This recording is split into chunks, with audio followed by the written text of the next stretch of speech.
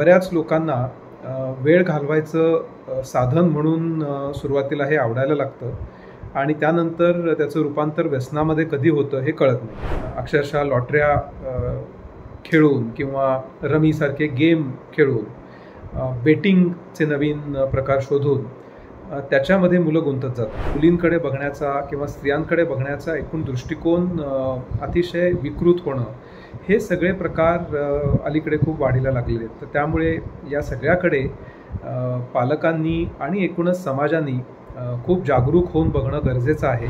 Online फसवणुकीपासून online व्यसनांपर्यंत अलीकडच्या काळामध्ये व्हॉट्सॲप, इंस्टाग्राम, ट्विटर, टेलिग्राम आणि एकूणच इंटरनेट या सगळ्यांच्या वापराच्या संदर्भातले बरेच धोके निर्माण झालेले आहेत. एकीकडे या सगळ्या तंत्रज्ञानामुळे बऱ्याच गोष्टी सोप्या झालेल्या आहेत, त्याच्या जोडीला खूप कामं पटापट वेगाने होताना दिसत आहेत.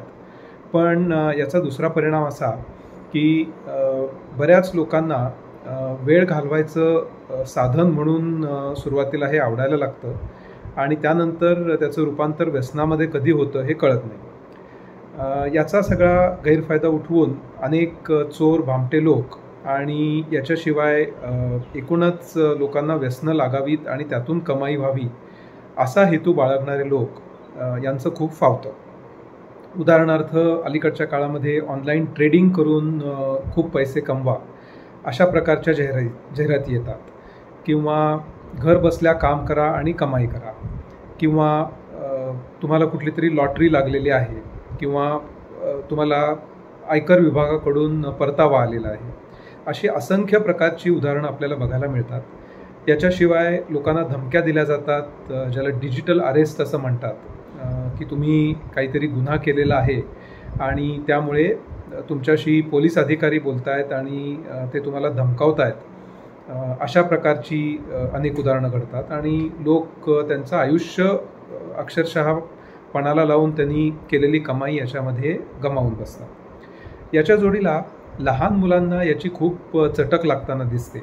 म्हणजे याचा फक्त व्यसन हा एका अंगाने विचार न करता त्याचं रूपांतर अनेक भीतीदायक गोष्टींमध्ये होऊ शकतं, ज्याच्यामध्ये सातत्याने हे साधनं न वापरल्याने मनामध्ये येणारी अस्वस्थता किंवा चिडचिड, त्यामुळे पालकांशी होणारी भांडणं, काही वेळेला टोकाला जाऊन आत्महत्या करण्यापर्यंत मुलं जाणं, त्यानंतर घरच्यांचं लक्ष नाही असं बघून पैशांचे व्यवहार याच्यावरून करायला लागणं, म्हणजे अक्षरशः लॉटऱ्या खेळून किंवा रमीसारखे गेम खेळून बेटिंगचे नवीन प्रकार शोधून त्याच्यामध्ये मुलं गुंतत जातात आणि यामुळे अर्थातच अभ्यास, एकूण व्यक्तिमत्व विकास, त्यांची पुढे शिक्षण आणि त्या जोगे घडणारी कारकीर्द या सगळ्या गोष्टी मागे पडून मुलं अतिशय आत्मकेंद्री, त्यानंतर खरं म्हणजे मनातून विलक्षण घाबरलेली पण वरकरणी आत्मविश्वास दाखवणारी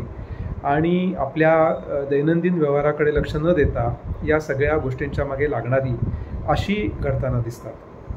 कित्येकदा अजाणतेपणाने या मुलांच्या हातून सायबर गुन्हेसुद्धा घडताना दिसतात. याशिवाय पॉर्नोग्राफीचा प्रचंड मोठा विषय तर आहेच, म्हणजे याची चटक लागणं आणि त्यातून निर्माण होणारे असंख्य प्रश्न, त्यानंतर मुलींकडे बघण्याचा किंवा स्त्रियांकडे बघण्याचा एकूण दृष्टिकोन अतिशय विकृत होणं हे सगळे प्रकार अलीकडे खूप वाढीला लागलेले आहेत. तर त्यामुळे या सगळ्याकडे पालकांनी आणि एकूणच समाजाने खूप जागरूक होऊन बघणं गरजेचं आहे आणि त्यासाठी उपाययोजना करणंही अतिशय आवश्यक आहे.